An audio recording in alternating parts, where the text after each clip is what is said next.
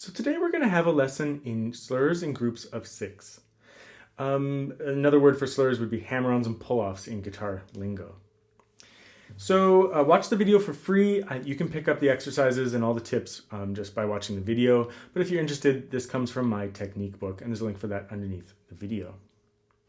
So there's a couple of things we're going to talk about today. First thing we're going to talk about is how to progress your way up to this level of an exercise, just to make sure that you're studying in the right way.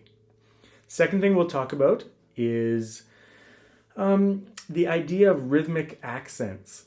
So making sure that the sextuplet in this particular exercise has the right rhythmic accent, and that's very, very important, and it's the thing that makes this exercise more interesting than maybe some others. And then the last thing we'll talk about is just some general ideas about slurs themselves and the techniques involved. So a lot of that will just be kind of rehashing some beginner ideas, but nevertheless, I'll give you a few tips for this particular exercise. First, let me just go through that exercise a little bit slowly one more time, and then we'll dive into those 3 topics that I just talked about.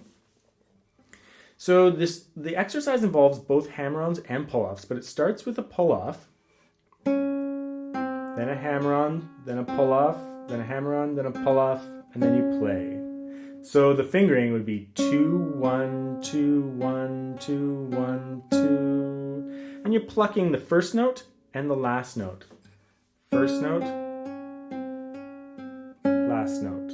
So all those notes in between don't involve the right hand. So 2, 1, 2, 1, 2, 1, 2, 3, 2, 3, 2, 3, 2, 3, 4, 3, 4, 3, 4, 3, 4, 4, 1, 4, 1, 4, 1, 4, 3, 1, 3, 1, 3, 1, 3, 4, 2, 4, 2, 4, 2, 4. So the different finger combinations, right? Okay, so when you're practicing slurs, most technique books will approach exercises in a progressive way, right? You start with easy exercises and you progress towards more difficult ones. So in my book starts off with like really easy, just like tapping exercises to teach you how to play hammer-ons, and like basic like directional exercises for pull-offs, and then goes into like plucked notes without the right hand, so that you learn how to do these different techniques. It also goes through a bunch of fixed fingered exercises to secure your hand position, and then through a ton of different exercises, just practicing the various combinations of pull-offs or hammer-ons in groups of 2 and 4 and then 5, and then we arrive at this group of 6. So there's a progression. You want to make sure that you are really solid on the easy exercises as you work your way up to this one, which is like in the middle of my slur section in my book. So you build a strong foundation of slurs until you arrive at this point where you can do everything confidently. So it's very important that you study in that way, that you build upon success. If you jump ahead too quickly, then you're not building upon success, you're not building a foundation, you're just trying to do something without a foundation. You're trying to build a house without a foundation, so which is a risky thing to do. So make sure you've worked your way up. Now, second thing we're going to talk about was the rhythmic accents. So in a sextuplet, the usual grouping in terms of like micro accents would be 1, 2, 3, 4, 5, 6, 1. So a group of 2 groups of 3 to make up the group of 6. Ta ta ta ta ta ta ta. Ta ta ta ta ta ta ta. Ta ta ta ta ta ta ta. 1, 2, 3, 4, 5, 6, 1. 1, 2, 3, 4, 5, 6, 1. You don't have to count 6s. You can just think like ta ta ta ta ta ta ta. Ta ta ta ta ta ta ta. Just making sure that the rhythmic accent is very clear. The pattern itself will not encourage that. The pattern itself, if your hammer-ons are stronger than your pull-offs, you'll get this 1, 2, 3, 4, 5, 6, because your hammer-ons will sound stronger than your pull-offs, which is very common for many students. So if you're just going at this exercise without thought of the rhythmic accent, then it doesn't sound like the grouping that we want.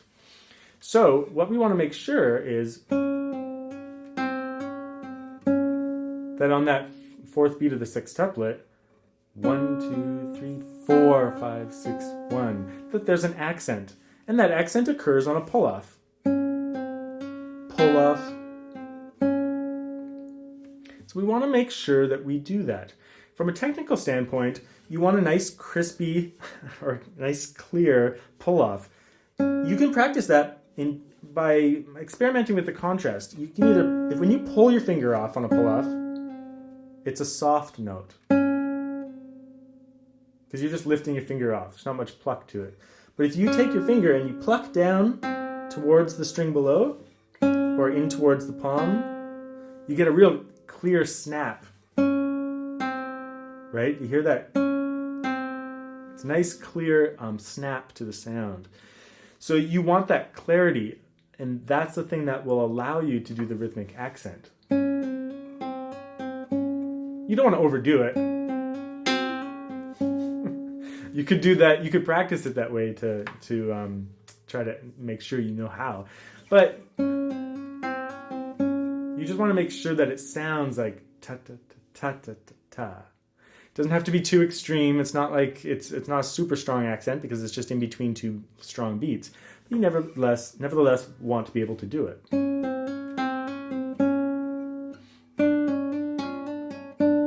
And it's hard with certain finger combinations. Like, lots of people have trouble with these two fingers. But learning how to do that downward pluck, that pluck down into the string, not just lifting your finger off the string, but that downward pluck is really important. So make sure that you're practicing with that rhythmic accent. This is really good training for your repertoire. Repertoire, it's a really common thing in guitar that a student's technique will decide how the music sounds, but that's not what we want. We want our technique to help us facilitate how the music should sound. You don't want your technique to dictate how the music is going to be rhythmically accented, right? You want to have a plan for your rhythmic accents that is connected to the proper rhythm of the piece, and then your technique facilitates that. My recommendation is that you could practice it in smaller groups. So you could go, just do up to that accented note. And of course, in my book, there's slur exercises in groups of 3, so that would help you with that, of course. But nevertheless, so you would only pluck the first note, but make sure that that accented note comes out. 1, 2, 3, 4. And then you just carry on.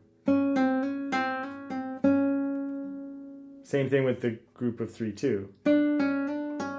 Just stop on that note. This is my hardest combination. Those fingers don't like to separate. I find it difficult. But it's really helpful to practice it in that small chunk. And then add the whole thing. And of course, go through all the combinations like this. Similar thing though, it's like, if you're finding it's not very clear what you're doing, just go back to easier exercises. And practice your basic hammer-ons or hammer-ons with no right hand.